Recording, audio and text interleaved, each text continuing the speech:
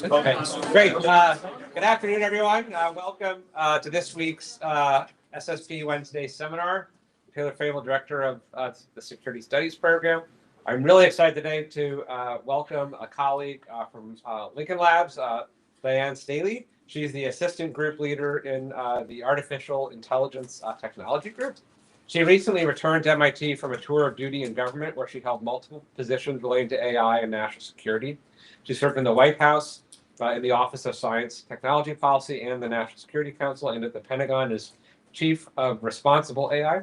She also had an appointment as a visiting fellow at NIST, the National Institute for Standards Technology. That's right, where she worked on practical guidance for AI risk management. And she currently holds or has held multiple has held leadership roles in multiple research groups at Lincoln Labs, focusing on AI technology, homeland security, and cyber operations. So we're really delighted to have you with us today and look forward to your presentation and discussion. Great, thank you so much.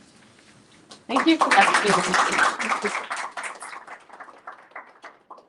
All right, so I guess before we get started, I should state for the record that I'm not speaking on behalf of any government agency today, nor am I speaking on behalf of Lincoln Laboratory. All thoughts are my own. All right, so promise and peril, AI policy in the Biden administration.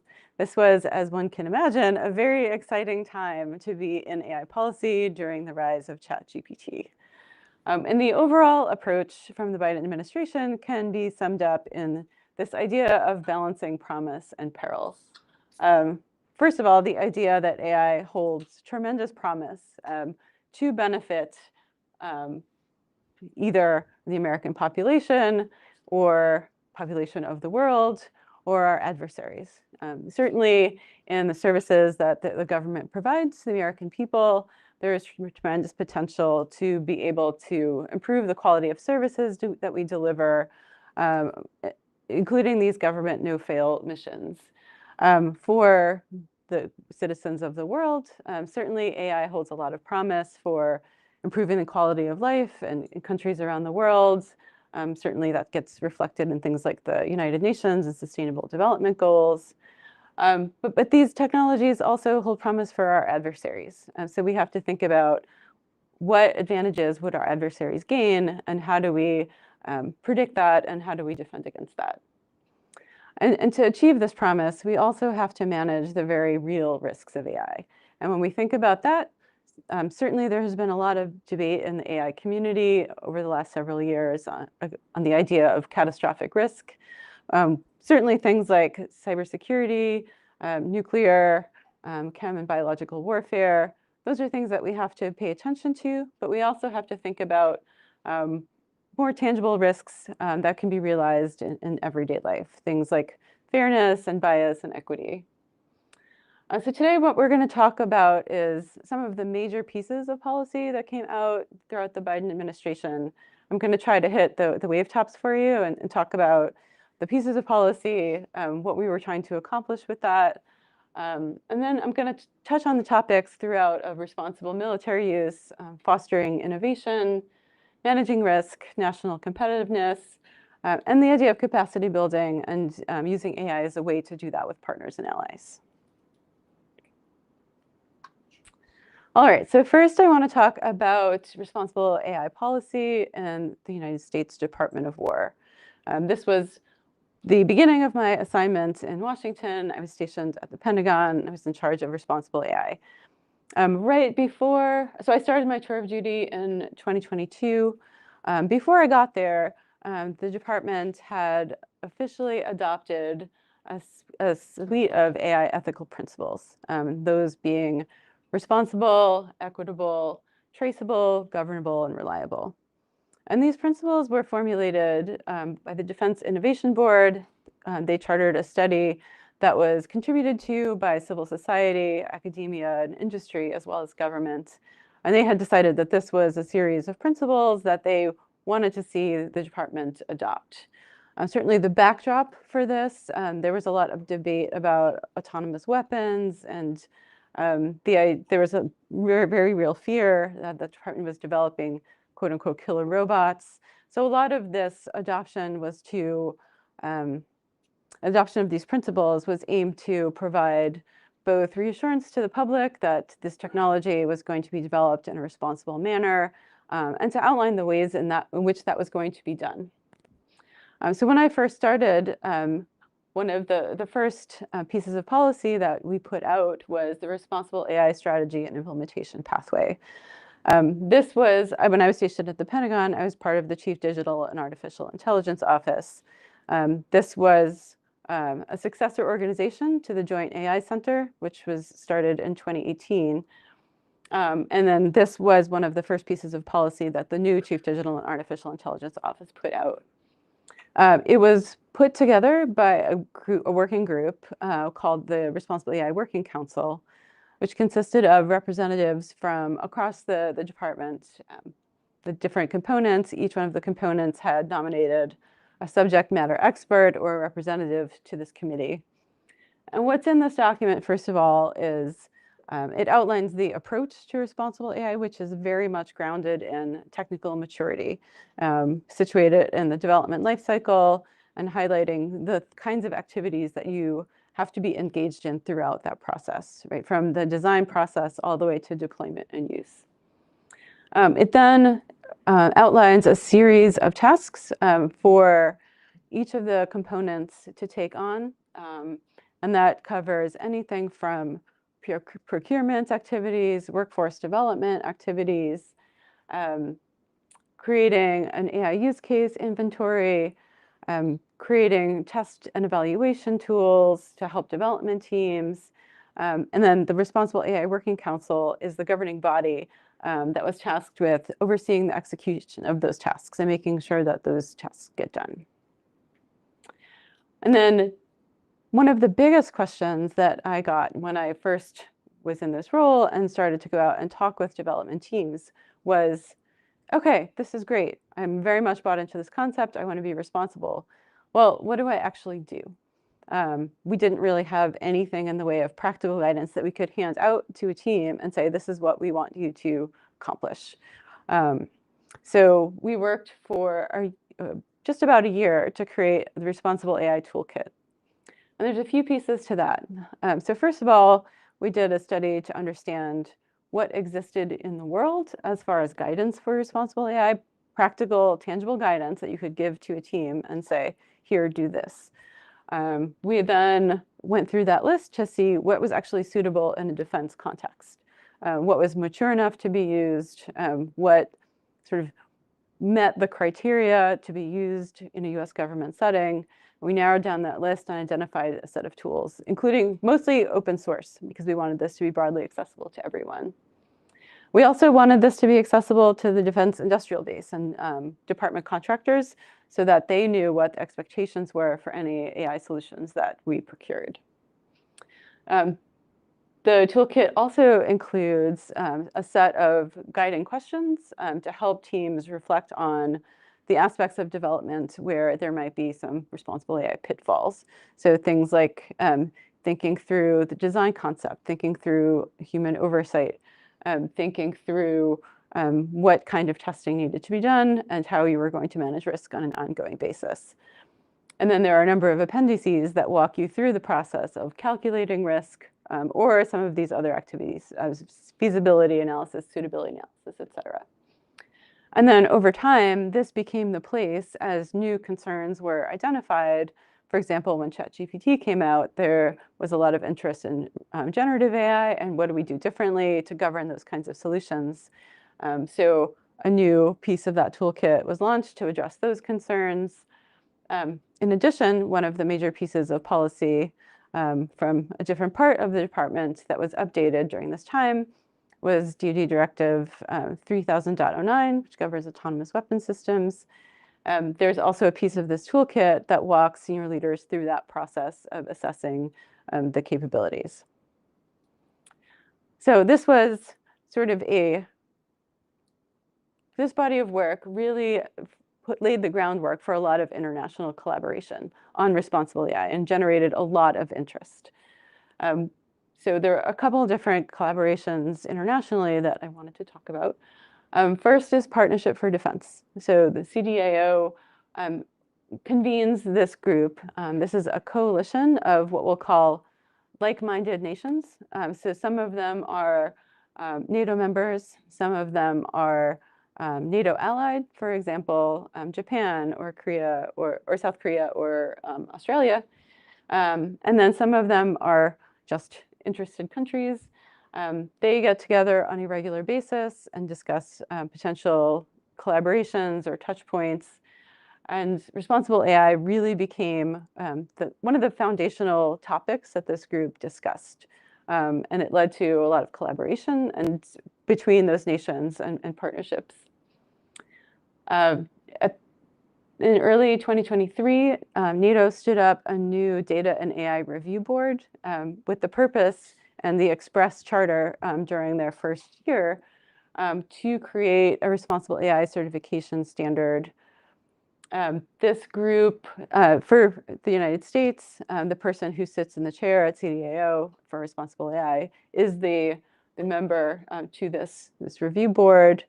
And the products that we created, both in terms of policy and tools, became sort of the groundwork and the foundation for the certification standard that NATO is creating, as well as some of the assessments and the tools that they brought together for their members.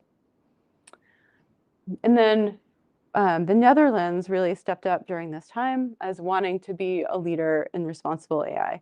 So they, in early 2023, spent quite a bit of effort organizing a summit for responsible military use of AI.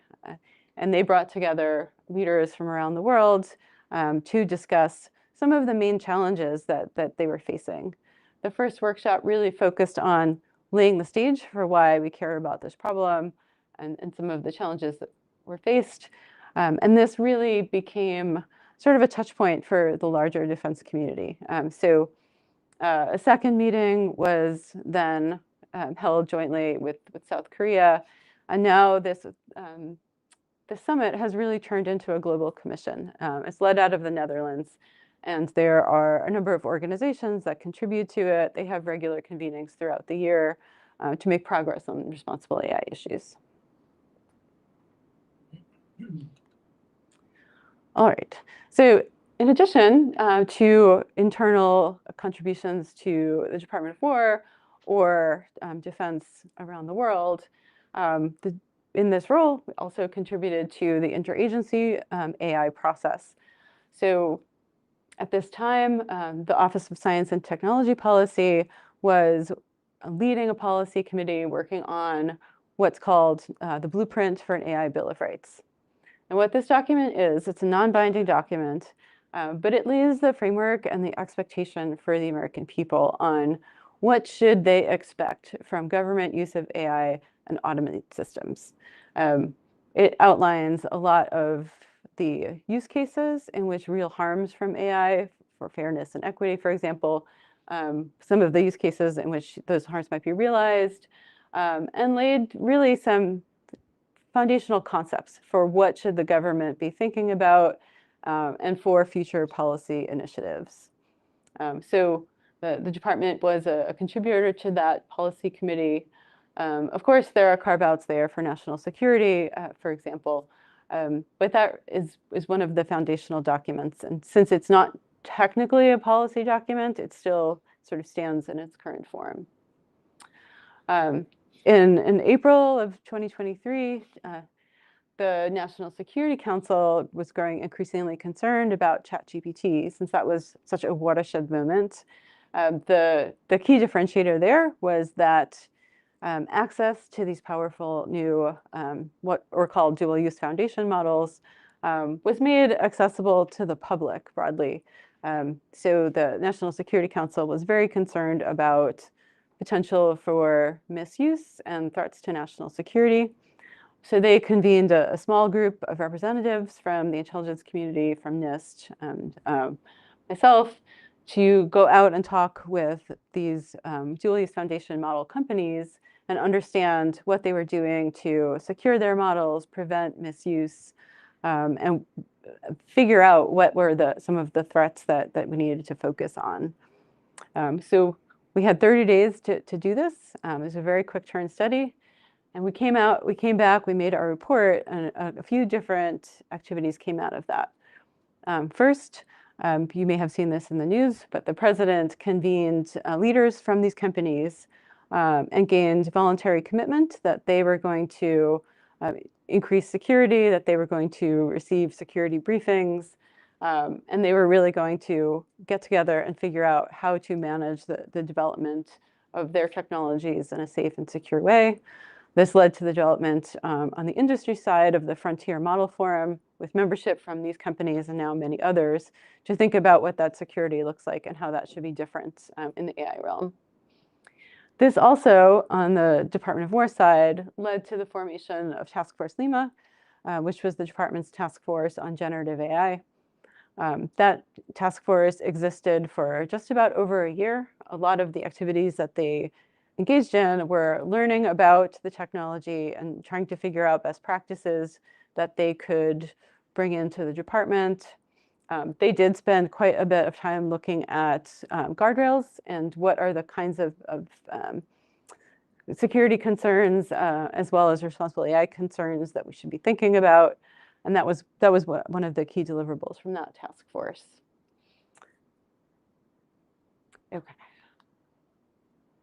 Okay, and around this time, because of my involvement in all of those activities, I was asked to come over to the White House, first on the Office of Science and Technology Policy, and then with the National Security Council. So this is roughly the middle of 2023. The ChatGPT was out. The first big piece of AI policy that came out was Executive Order 14410 on safe, secure, and trustworthy AI. This was a fairly sweeping executive order that covered or assigned tasks to all of the federal agencies, over 100 of them, aimed at figuring out a different aspect of how AI should be handled by the government, either in the sense of looking at impacts on labor, impacts on the workforce, looking at national security, thinking about some of those threats that we're worried about, chem and bionuclear, what are we going to do to test those? I did things like create the AI Safety Institute, which at the time was tasked with doing pre-deployment testing of frontier models so that we would know ahead of time if there was something that we needed to worry about when new models came out. It did things like mandate the creation of risk management practices in the federal government. It assigned NIST to create lists of resources that could be used for the management of AI technology. And then this was a policy that we could take and then assign out to government agencies. This was roughly the last year of the Biden administration, so all of the agencies had a year or less to do their tasks. And we kept track. One of our main jobs was to reach out to the agencies, make sure they understood what the tasking was, help them through the process of completing those tasks, in some cases providing them with the expertise or finding them the expertise that they needed to complete them.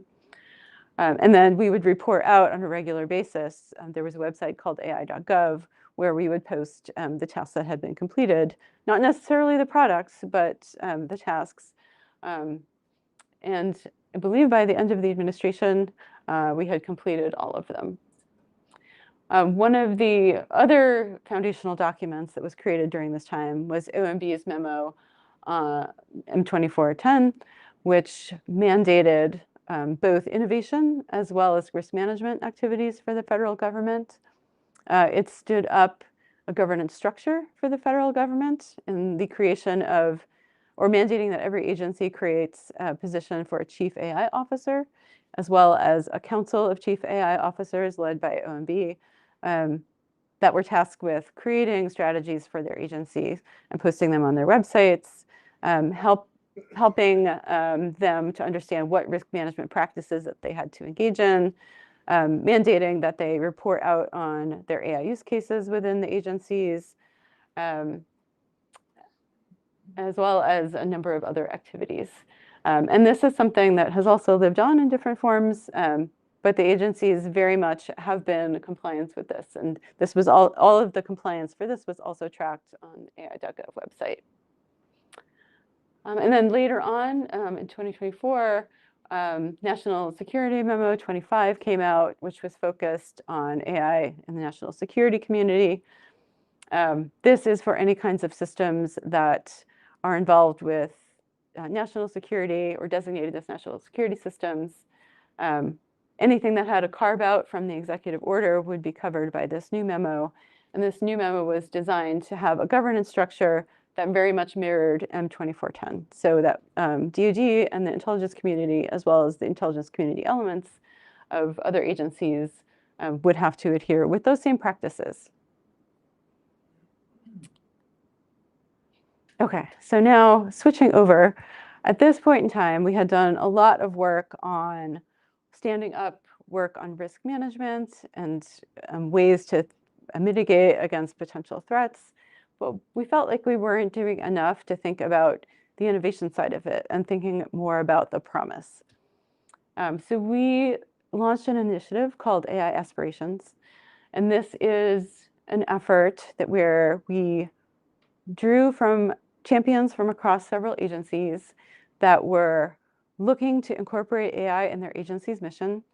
And we worked with them for a few months to put together a vision for how AI was going to help their agency, help the American people, and stand up like a new kind of concept. And each of these champions went through a process with us, thinking through what the concept was and how it was going to impact positively in American society. And then thinking through, well, what does it take to actually get that done? What is achievable? What kind of public-private partnerships do you have to form? What kind of data do you need? What in the AI research leads you to believe that this is something that's achievable? And try to strike a balance between something big and bold and ambitious, but something that's actually practically implementable within, say 1 to 5 years. And we had efforts, there were 7 different efforts drawn from the Department of Energy, Department of Commerce. We looked at AI for weather prediction. We looked at AI in the healthcare industry and drug discovery. We had one focused on transportation, one focused on education. And then we held an event, and this is something that the White House is very good at, is convening different groups. So we held an event where we brought together these champions and their stakeholders from their communities, including industry. We brought together folks from Congress, as well as some of the secretaries from the relevant agencies, just to talk about how much this technology is going to transform their sector, and to try to get interest and collaborations going to tackle some of these projects. So you can, if you're interested in seeing all of these videos, they're all online. There's a QR code there that hopefully will link you to the right place. And then these champions from these agencies went back with project plans that they could take and start to socialize and get buy-in and start to get funding for these efforts. So our hope was that we were going to kickstart more innovation by doing this kind of activity.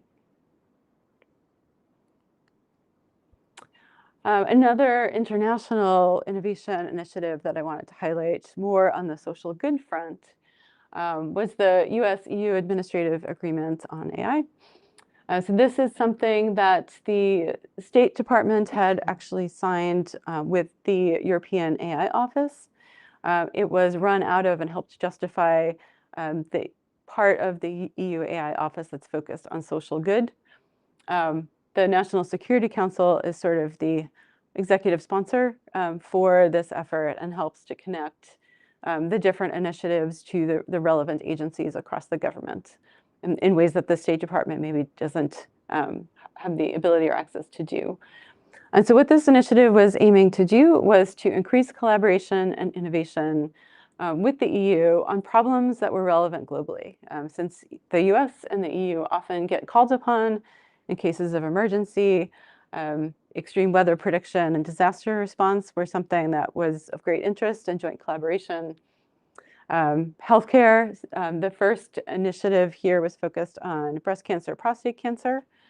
And then electrical grid optimization and optimizing agriculture were also areas of common interest. And what this collaboration was intended to do was to pool resources, be able to stand up environments that had data and models in them that researchers could work jointly on. They held a number of workshops to foster technical exchange on these topics, with the idea that we could develop maybe these collaborative capabilities and develop new methods for maybe being able to do machine learning or training on data sets in a federated way without having to necessarily directly share information. And what the EU wanted to get out of this initiative was really being able to have a joint platform where we could do this kind of research together.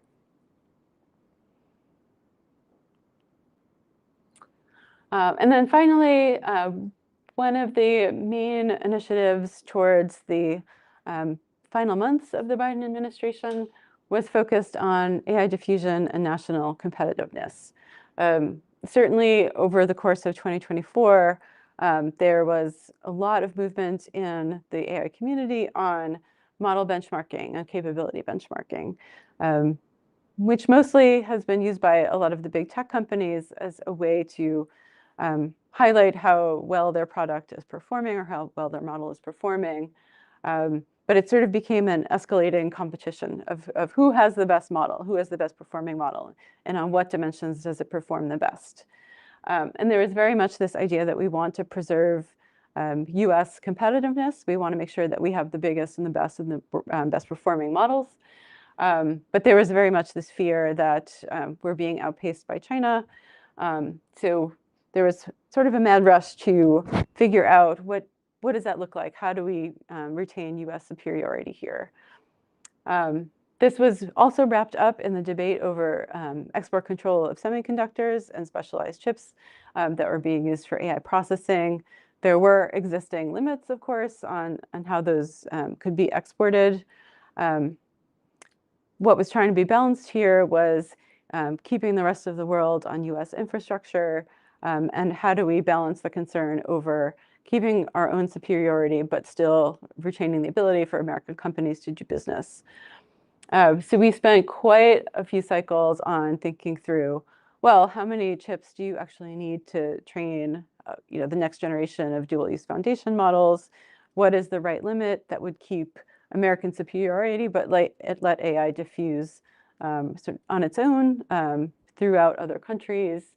And how do we maintain control of those chips once they leave the US?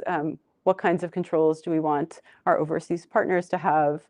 What kinds of controls do we want US companies that are operating overseas to have in place to adequately protect our intellectual property and our physical assets?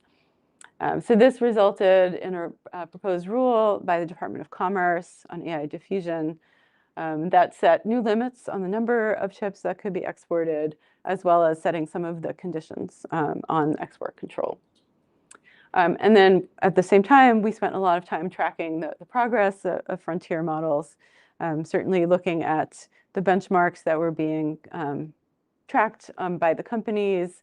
China also has their own set of benchmarks that they've been keeping on their own models, and trying to assess where we really are in that ecosystem and how do we truly assess model capability. This was at the time when DeepSeek was the latest release in December of that year, was really very close to US performance. And it wasn't a surprise to us. We were definitely tracking this, but I think it came to a big surprise to the rest of the world. So now, what of this has survived? Certainly on day one of the Trump administration, there was a flurry of activity to rescind many of the executive orders and policies. But the good news is that some of them did survive. Some of the executive orders were reissued in different ways. Some of the memos were reissued in different ways. So the main trends that we're seeing now are there's an increased emphasis on deregulation and increased support to industry. So some of the controls that we wanted to place on some of these companies with export control, that proposed rule has definitely been rolled back. We definitely see continued emphasis on innovation. Certainly AI initiatives continue to be fairly well funded by the agencies that are performing or that are charged with funding science. There's a continued emphasis on government use. So the federal government is engaged in a series of pilot projects with frontier models, and that's being very carefully tracked. There is definitely an emphasis on ensuring continued US leadership. It's maybe taking some different forms than the way that it was in the Biden administration, but that's a line of effort that we expect to continue, especially on the data center front. We did see that a lot of the risk management work has stayed in place. So at least in the Department of War, all of the responsible AI work still continues to stand. The OMB risk management requirements have been reissued, and their governance board or governance structure has been reissued just under a new memo that strips out maybe a few of the old requirements, but largely preserves the intent. So M2521 is the new memo there. We're seeing a lot less interest in international collaboration. So there's certainly less US representation in some of these technical forums. And our European partners are still interested and I think just waiting out to see what happens. But there's certainly interest in having some of those collaborations continue. So certainly no one ever does any of this alone, right? So all of these policies were a concerted effort by the interagency, whether that be through the DoD and the intelligence community, through the federal agencies, through international collaborators. And this is the ecosystem of people that I worked with during my time in the administration. Certainly there are many more that are likely listed, likely not listed on here. But for me, this experience was definitely a broadening experience, and I got to sort of come outside of my little national security shell a bit and engage more broadly in the federal government. So for those of you who might be considering a career in tech policy, I wanted to showcase that the White House does have an internship program for the Office of Science and Technology Policy. They're accepting applications now for next summer. January 5th is the deadline if anyone is interested. So I thought that might be useful for folks. All right, so I'll stop there and we'll take some questions.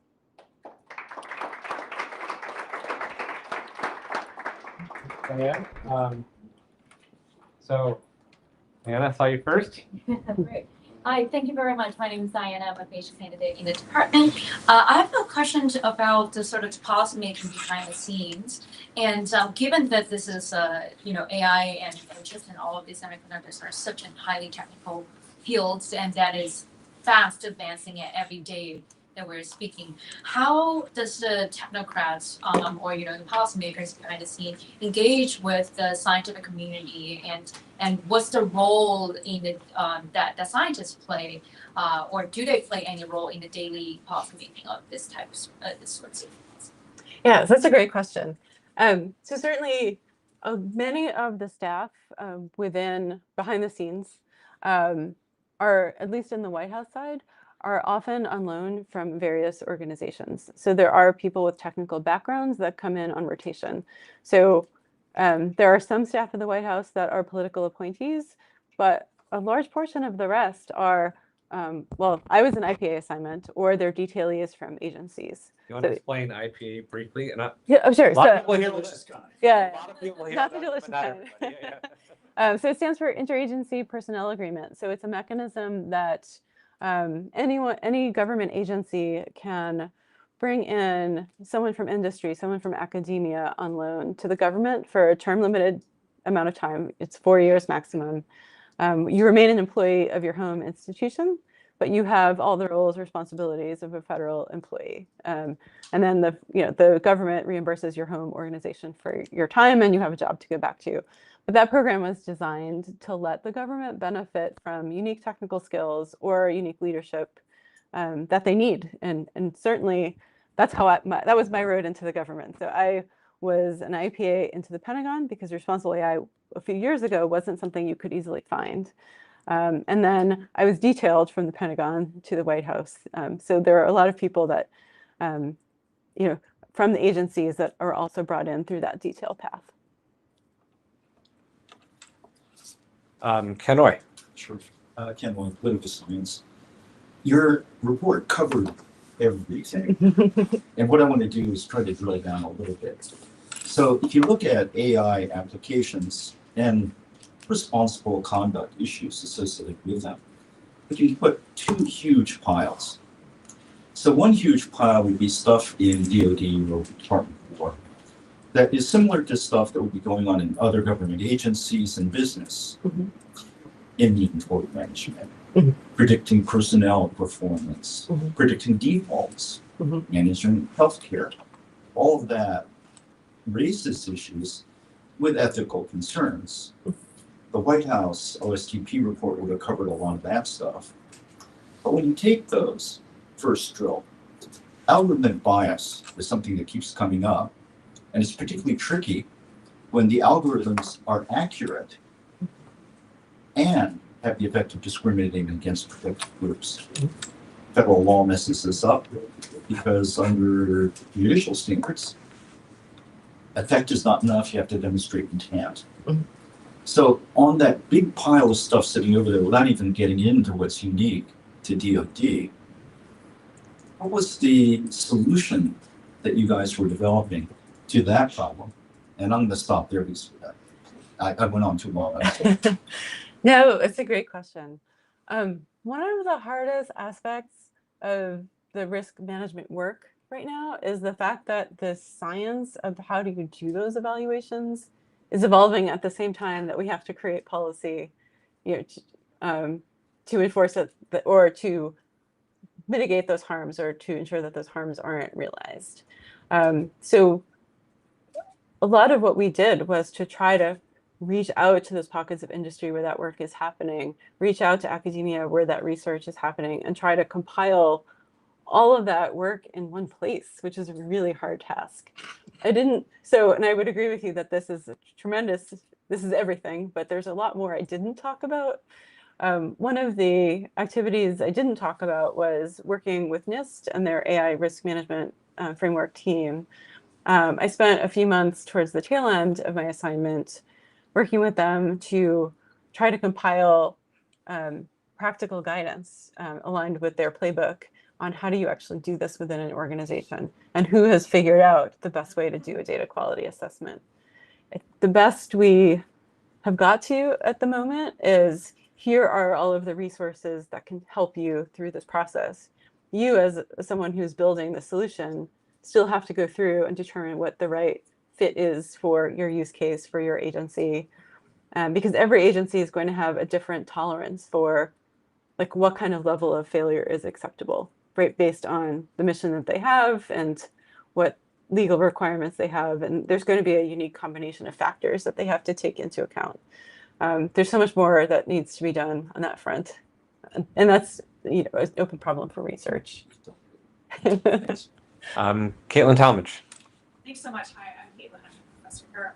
My question is about the perils side, where a lot of discussion of sort of governance and guardrails.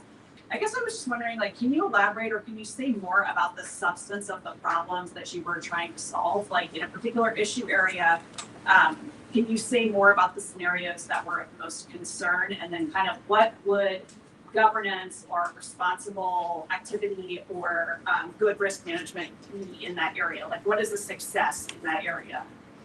Yeah, so three of the biggest, I will say this falls more on the side of the unknown risks. There was a lot of concern about how frontier models were going to be used by adversaries for either chem bio, nuclear, or cybersecurity. And I'll talk about the cybersecurity front because I think that's one where we have a pretty good success story.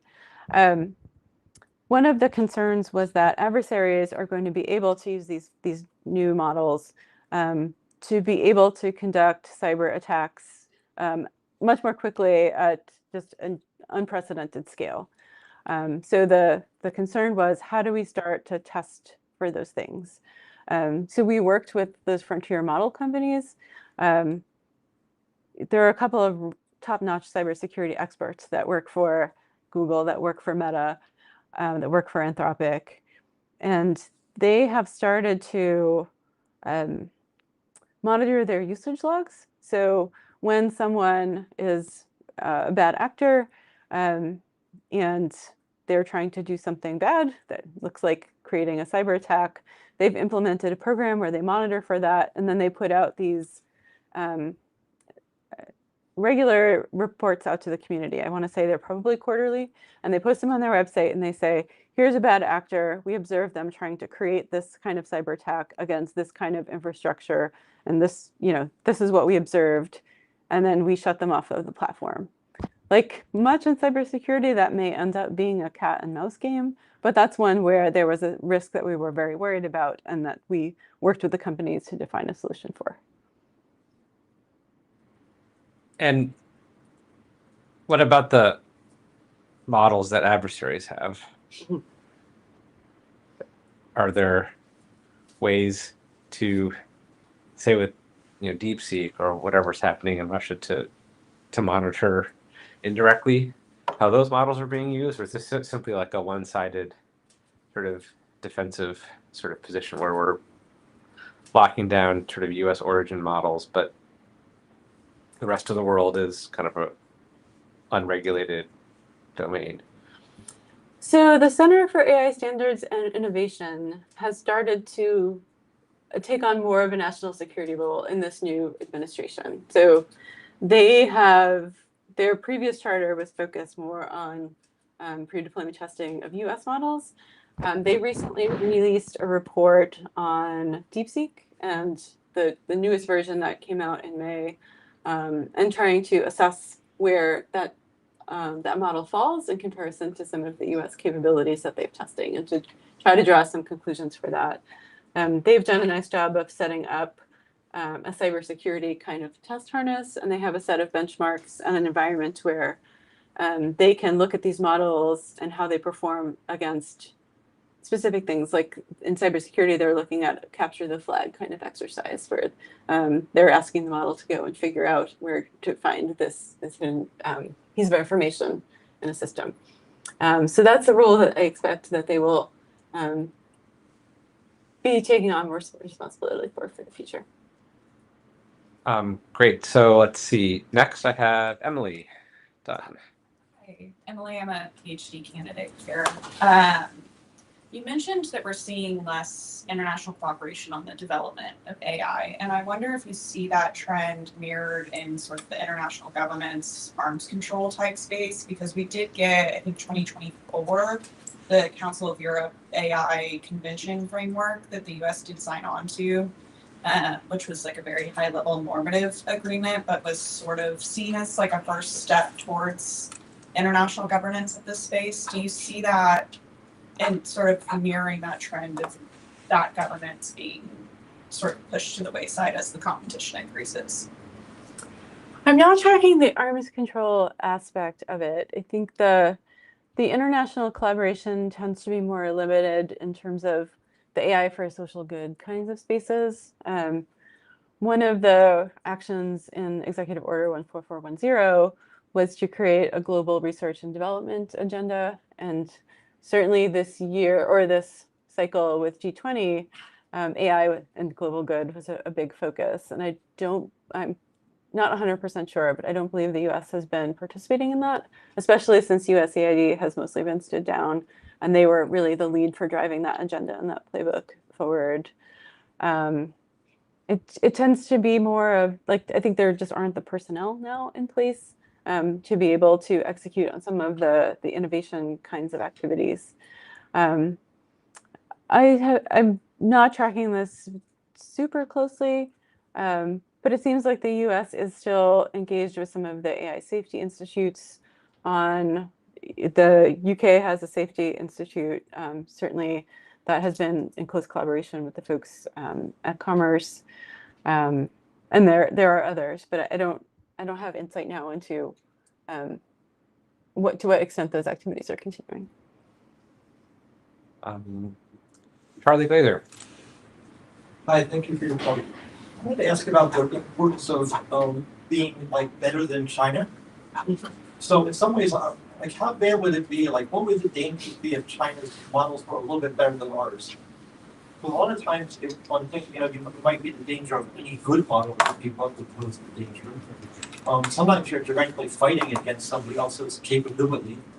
But I just wonder if like are we overly worried that China will be a little better at this? Is it like getting economic market? Is it are there specific things in the security realm that would be very sensitive to them being better? I mean, so I'm just curious about how that issue of sort of dominance or predominance plays out in a competitive economic or security space.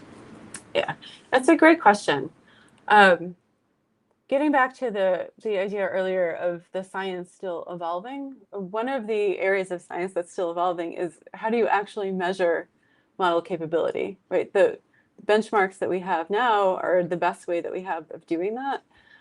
But that doesn't necessarily always predict like a leap ahead in terms of capability. We don't really know what that next leap could look like or have a good way of assessing what an adversary could do if we had a model that was X% better. So in some cases, I would venture to say it's likely the element of technological surprise that we're looking to defend against. Until we have better, more rigorous ways of doing that evaluation, I think we want to try to stay as ahead of the curve as we can. Are there specific, can you imagine specific surprises like something that a model could do that then would be especially threatening, either in terms of our ability to compete economically or strategically, or is it just sort of we don't even know, so we just have to worry about it? I'm not sure I have a specific fear in mind, other than kind of the main sort of buckets that we talked about earlier. It's like what would catastrophic look like in a cybersecurity attack? What would catastrophic look like with ChemBio? What would it look like in a nuclear sense? I think those are kind of the big fears that are out there. Yeah. So I want to jump in on China since Charlie's raised it, and with DeepSeek, obviously, I wasn't tracking it as you were, right? So quite surprised. Read a lot about it. Installed it on my phone and uninstalled it from my phone. We got a new phone. But Through the old phone in the barbecue? I'm going to smoke the old phone. Hickory smoked. And so it's really interesting, right? Because they obviously did a lot with not that much. But then it raised sort of this broader question about like, what does it mean to be like the dominant AI power, right? And so your presentation sort of focuses on the science really of AI and model performance. And so we're now spending, trillions of dollars building out data centers, which all seems to be linked to model performance. Yeah. Whereas in China, it sort of seems to be moving in a direction where it's okay, we can get pretty good models, but what China's going to do is adopt it widely and actually get a lot more out of AI and spend a lot less and have a lot more money to then invest in it later or do something else. And so I guess I'm just wondering if you can reflect a little bit about the different ways of measuring AI dominance, but also what do you make of the sort of adoption versus performance trade-off, and kind of like, are we on the right side of that or not? Or is there some third way that we should be considering? Yeah, so certainly looking at the DeepSeek paper that came out that talked about what they did to achieve that level of performance with certainly less compute power. It was all looking at low-level manipulation, right, of the communication between different parts of the hardware. There certainly is a feeling amongst the big companies that bigger is better, more data, right, more compute. The more we throw at it, the better we're going to get. There's been some thought in the community that we're going to be running out of data to train on. So what do we do then, right? If we're consuming data more quickly than we're generating it, and then why aren't we looking at ways to do compute more efficiently? Is it just because it's easier, or are there other reasons? Like, could we do more efficient processing, and wouldn't that help, save costs, right? Would it help with sustainability? But there's probably more of an investment there for the tech companies. I'm not an economics expert, so I haven't looked into what that modeling looks like, but I assume that there's some sort of trade-off there that has been thought through. But my personal opinion is that we should be looking at more efficient ways of doing this processing, and looking at alternate ways that we might improve performance. There are certainly some interesting startup companies out there that think that there are new ways, and if you subscribe to the idea of we're working towards artificial general intelligence, are there new ways that that could be achieved, right? So there are folks in software startups that think that code generation is how we're going to move further down that path and build better models. And every startup company that has an innovation in that direction has some ideas on how that might work. What I would like to see is I would like to see more investment in the R&D side of it, and more concentrated thought on what does that look like from a national strategy perspective? What do we need to be investing in aside from language models that's going to move us further down the path and get us further ahead and give us technological advantage or technological surprise? Great, thanks. Joel Brunner. Caitlin asked you a little while ago what risks bothered you the most, and the one that you focused on was the use of AI to accelerate attacks on cyber attacks on communications.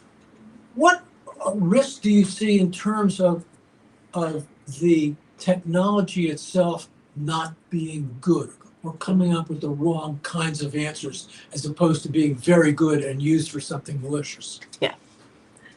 So certainly in a defense context, the big fear, and a lot of why we did that work, was if you're going to use AI in any kind of warfighting context, there's a risk of civilian harm there.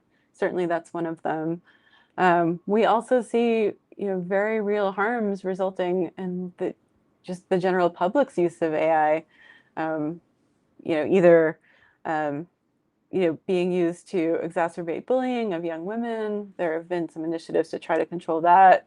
We've certainly seen risks of suicide from people using AI in a way that may seem therapeutic but isn't actually helping. And I know that the tech companies are thinking through some of those concerns too. Follow up, if I may. You're still talking about the use or misuse or malicious use of technology. And I'm asking you whether there are questions about the kinds of answers that technology comes up with, and seeing systematic or serious problems with the nature of the kinds of answers you get from AI. So for me, it's still... Those could be biased questions, but not Yeah. necessarily. No, it's a great question. I think that in my worldview, it's not so much that if the answer is wrong, it's what happens if the answer is wrong, and like taking that step further. We know that the answers are going to be wrong a lot of the time, but what are the consequences is more the question that I've been focused on. Christine. Thank you for your talk. With respect to AI diffusion and this trade-off that you talked about between US competitiveness and wanting to limit access to frontier AI model, I was wondering if you can talk about under what conditions or when should we prioritize that one end versus the other end and sacrifice over the other end? Mm-hmm. Yeah, so certainly one of the priorities has been trying to keep our partners and allies and sort of neutral parties on the US tech stack. Certainly, fear of espionage is one real fear there. Trying to trade that off with the ability for companies to do business and bring their technologies and not impose undue burdens or costs for them to do business in other countries. Certainly there's a big push right now in this new administration on making it easier for companies to do more business, make more money, work with other governments to achieve their business goals. And then there's certainly the risk of theft, right? Intellectual property theft certainly is one. Theft of actual hardware is another. But making sure that we're not making it so secure that you're imposing, an undue burden on this company to be able to keep those assets secure. I think those are some of the big trade-offs there. Austin. So that was basically my question, but I'm going to take another attack at it from a slightly different angle. So a lot of the debate, and so full disclosure, I was the joint staff lead for AI policy. So I had to support the chairman on all the very complicated conversations about how many chips this year versus what ramp. And but that debate, as far as I could tell, basically came down to things that were fundamentally unknown. So to that question, how do you weight the need to create the friendly AI ecosystem the Biden administration was seeking, with pulling all our partners in, with ensuring chips that went to the Gulf didn't fall off the back of a truck and end up in a research institute in China? So I heard, the seniors in very high level meetings kind of debate that, and there was no right answer. So how do you sort of come down? So one of the pieces that was missing from that whole discussion was, like, what are we trying to mainly accomplish here, and what's the framework that we're going to put in place for how we accomplish it? This was happening at sort of a very quick pace, and we were trying to get this in before the end of the administration.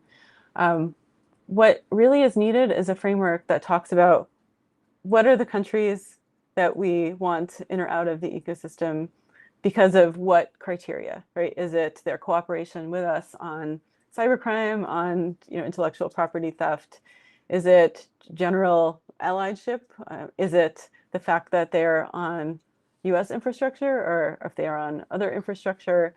And we never got to having that really fully and quantitatively laid out. It was the best effort, quite honestly, at the time. But more thought needs to be put into fleshing that framework out for it to be useful. Barry. So there's been some reporting on the Israeli military operations in Gaza, which suggests there were two artificial intelligence programs that were deployed. One for targeting, some sort of fusion program, and then one for collateral damage assessment. And this was mostly for air-to-land weapons. So the ground forces had mostly a judgment thing. And there's a lot of controversy about it. I'm not going to ask you. But my question is, militaries have a kind of a theory about conventional combat instinct that basically says, show the adversary as hard as you can, as fast as you can, and you keep them stumbling backwards and you don't stop. Or the kind of theory of relentlessness. It's one of their basic instincts. Right? And you could see how programs of this kind would marry easily to this basic inclination in conventional combat. And these programs may have been rushed into application because of a second thing that happens in conventional combat. We've seen it in war. The pressures of a competition drive you to try new stuff all the time if you think it's going to give you leverage. So I'm wondering if, when you're working with the DoD and all the questions we're working with there, this question of how do we deal with the temptations that will arise to take things that we've been fooling around with and put them into combat and see how they work, or expect that the data we're going to generate, which we're pretty good at recording these days, we make the program a lot smarter, faster, and make it a better weapon. How did I'm sure these issues came up. I'm just wondering, can you provide any color on how those issues were addressed? Yeah, so I have maybe two different comments on that. So first, we were trying to ensure that temptation was reduced by putting together these principles and these tools and these policies. The other sort of competing thought there is one of the biggest concerns that we were trying to address is that the military leaders would trust the capabilities that we were building, right? And to do that through this regime of testing and through these principles. I think much like the medical community, there are very much judgment calls, right, that these leaders have to make in the moment. And how do we get to a point where they feel confident enough to trust in the results and the outputs of these tools? Kind of back to your point earlier about, are they giving you the right answer? Giving them the confidence to know when they should be, when something will work well enough to be able to accomplish that objective. Marlena. Yeah, I wanted to ask kind of like about your learning process, since there's so many new developments that you're trying to keep up with and like unanticipated or unknown uses. What were your favorite ways to, I guess, like keep teaching yourself and keep on top of things and be able to, I guess, like smartly anticipate risks or like unknown issues? Yeah, that's great. Oh, you're right. There's definitely an immense body of work, not just coming from academia, but coming from industry as well. For me, there were two mechanisms. When I was at the DoD side of it, I had a team and I had FFRDC support, so I could have a team of experts that I could task to go out and say, go look at this landscape and tell me what the latest and greatest is, and have some structured way of doing that analysis. When I was at the White House, I was the person that was doing that, and I would I would often get that question. I had no team, and my principal would ask me for an answer that afternoon. And in some cases, they would come in with questions based on whatever meeting that they had for the day. And I know one of them was, tell me what all the state and local governments are doing in AI and who's doing the best. And I was like, oh, okay, well, how am I going to do that? So I had to very quickly myself come up with like, all right, I'm going to go and I'm going to Google all of the state executive orders, and I'm going to look at all of what the state task force is doing. And I'm going to make this spreadsheet, and here's how I'm going to analyze it. And it's going to have to be good enough today, right? And I would have the afternoon to do it. And then in general, a lot of what I did more on the White House side of it was a lot of technical exchanges. So there are a lot of companies that are eager to have an audience with the White House and talk about what their product is and what they're doing. But you can also use that as a chance to, in that meeting, find out from them what they're seeing, kind of fresh perspective, boots on the ground. So between those, like maybe three things, that's how I kept up to date on a lot. And it's something that I'm also just in the habit of doing every day because there's so much that's coming out, and just keeping touch with like what are the thought leaders saying on LinkedIn or going to conferences and talking with people.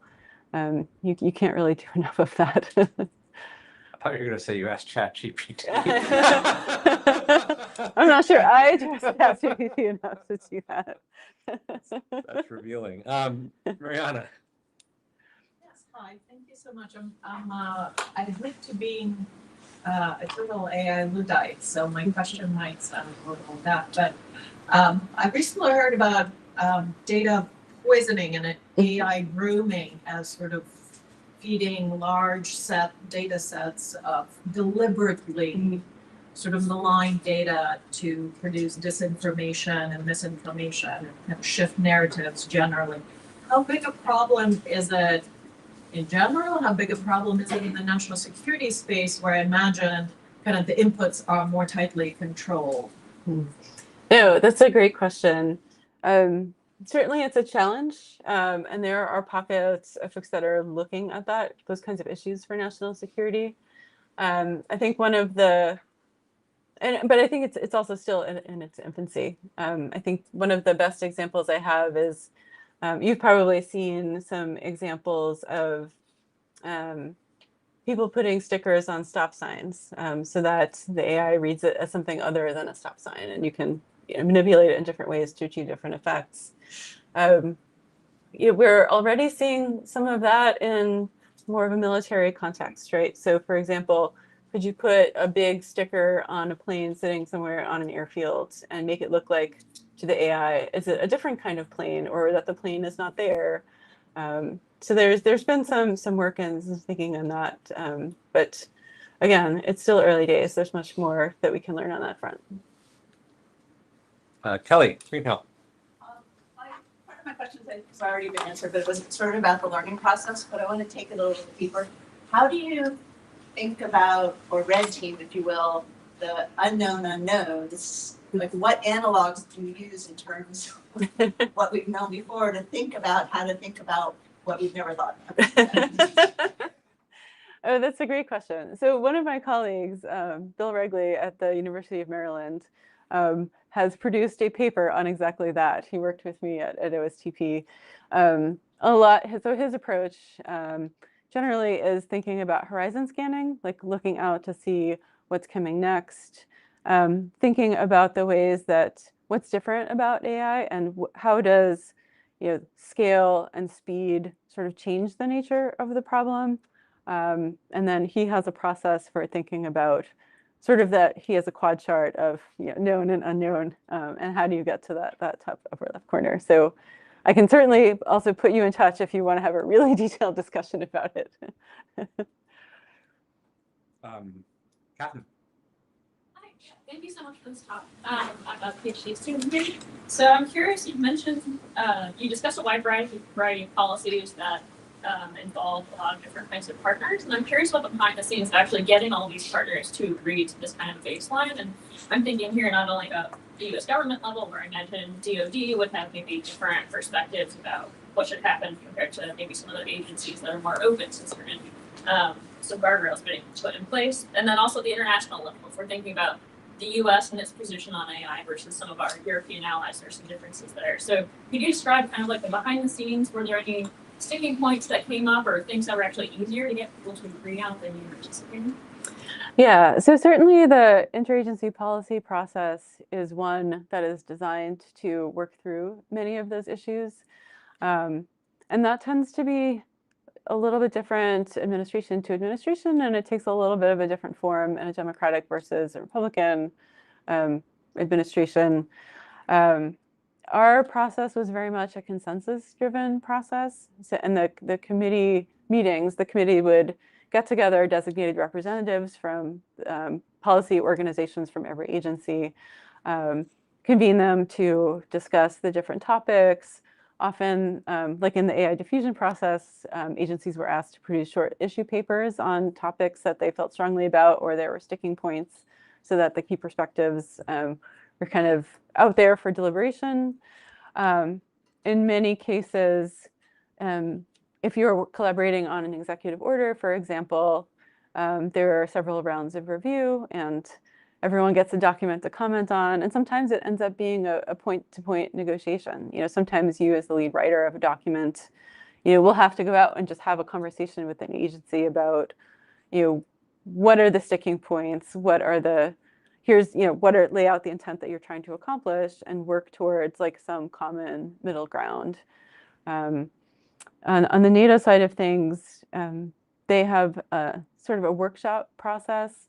And we did on the Data and AI Review Board, for example, we had in-person convenings where we would get together with the designated experts from the various countries, and we would hash out some of the technical issues. And then at the end of the day, whoever the lead organization is, ends up writing the report. In some cases, it just becomes a decision. So it just depends on what the artifact is that you're working on and producing, and like the specific process you're under and the players involved. Jonah. Hi, for your talk, I wanted to ask if you had any ideas or if you've heard any good ideas recently about overcoming or combating just the general public distrust in media. And especially I'm thinking about in a crisis situation where information needed to be communicated quickly to the public, when so much misinformation can be generated basically instantaneously. Have you thought about, or have you heard people talking about ways to ensure that that can get through? Yeah, so certainly, at least in my time under the Biden administration, combating synthetic media and voice cloning was a priority for us.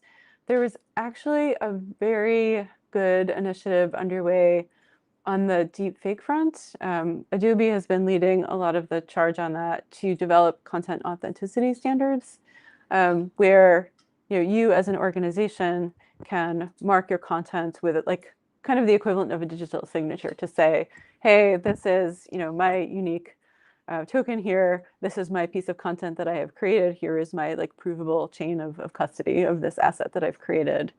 It doesn't necessarily, and that can also be used in some ways to like say that a piece of AI generated this piece of media.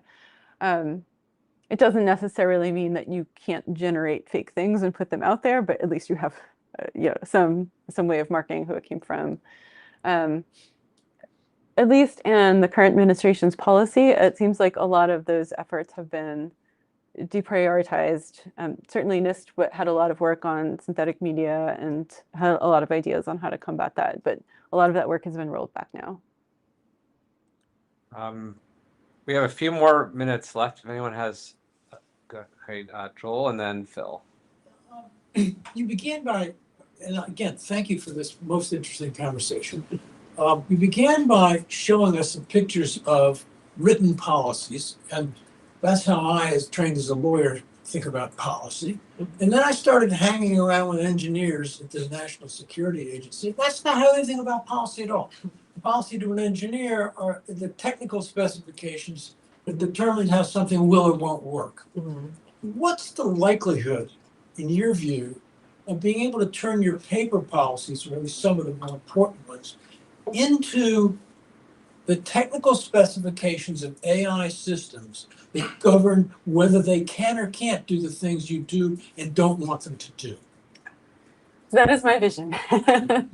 So my dream, right, if I could wave my magic wand, what I want to will into existence is what I roughly will call a vulnerability scanner equivalent for AI as vulnerability scanners to cybersecurity. So many years ago, when cybersecurity was first in its infancy, we had open source tools. Still, at least we have 25 years right under our belt. But we had tools that would, given a particular operating system, whether it be Windows or Mac, go out and look for all of the vulnerabilities in the operating system and the software, tell you what was wrong, and tell you how to fix them. Right? We need the equivalent of that today, of some kind of tool that can capture for every path, like what kind of system that you're building, whether it be a computer vision system or a language model, what are all the things that we have to look for? What are the things that were measurable? And be able to introspect that system and tell me where the problems are. We don't have that today. There's still research to be done on that. What you're saying is that these systems, which are being basically driven by commercial concerns, are being developed without that kind of security built into them, just the way we developed the internet without any security. There are a lot of parallels between how the internet emerged and then how people started doing bad things over the internet with what is happening in AI today. I definitely see the parallels. The solutions may not end up being ultimately the same, but we need to be thinking through what that next set of solution is.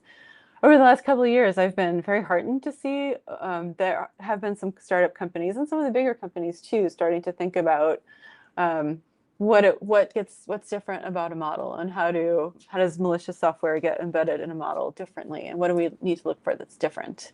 There's a company called I think it's called Hunter that was just acquired by Palo Alto that has been starting to go down that path. We're starting now to see some activity. But we still have a long way to go and being able to have like the technical introspection kinds of capabilities that we need to help the engineers on that front, as well as tools to help the lawyers and the governance people as well. I've started to see some very cool tools at an event here at MIT a couple of weeks ago where folks are using AI to scrape the internet for policies and for the products that they're building, what policies might apply, which is something that the lawyers and the compliance and the auditors and the risk management folks need as well. So yes, I wholeheartedly agree with your comments. We need more of that. Phil. Yeah, so thanks for the talk. I was thinking about the beginning of your talk, you talked about transformation, this type of technology. I was thinking about revolutionary technologies and how that destroys existing systems. And so one of the things I've seen anecdotally is I have a number of colleagues whose children went and got engineering degrees and are now living in their basements because they can't find employment. It reminded me of the hollowing out of blue collar and because of robotics and all. And so I'm wondering the degree to which you all look into large scale shifts in the economy and potential political fallout from that. Yeah, so certainly one of the tasks in the AI executive order was for the Department of Labor to look at potential workforce impacts and disruptions. The workforce certainly isn't my area of expertise. We also we're trying very hard to bring some of that AI expertise into the government as well and create new kinds of jobs. We spent a lot of effort in trying to help the agencies figure out what kinds of programs would be most useful to do that. And certainly we're seeing now a push for workers to be integrating AI tools into their workflows and to help AI or use AI to be more productive. And there's certainly upskilling and training that's required there in all different domains, right? Thinking about a lot of what I'm thinking about for my own organization is how do we use AI effectively in the business of doing research? How do we use it to write research papers or conduct peer review in a way that's responsible but doesn't negatively impact the work of science or the business of science? It's a tricky question, and I don't think we have solved that problem yet.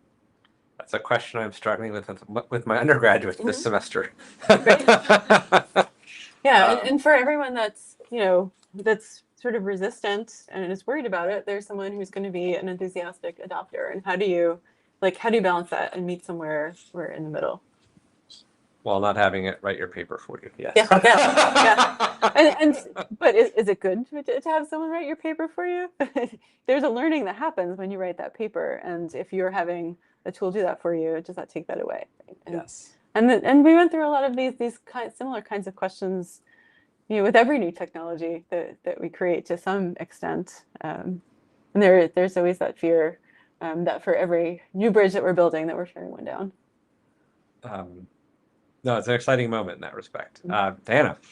Great, always love the second chance. So following up on my earlier question about the role of scientists in this, have you experienced in your policymaking sort of experience instances where preferences, recommendations from the scientists or people with more technical background or more connected with the actual technology world get countered or suppressed or are different from the policy directive or the policy agenda, and what happened in those scenarios or disagreements in sort of suggestions in policy making?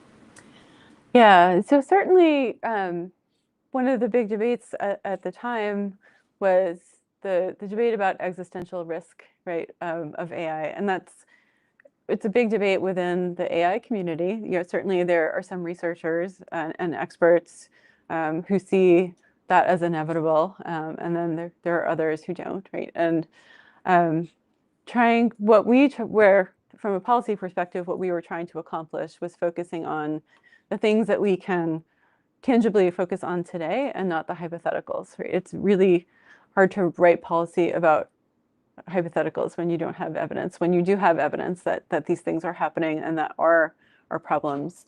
So that was, and certainly there was, debate within, the communities that I work with, right? Not everyone necessarily had the same opinion, but that's what the interagency policy process is designed to suss out. Everyone gets a chance to go through and have their opinion, and then we sort of work through those differences as they come up and find the points of negotiation and find that common middle ground.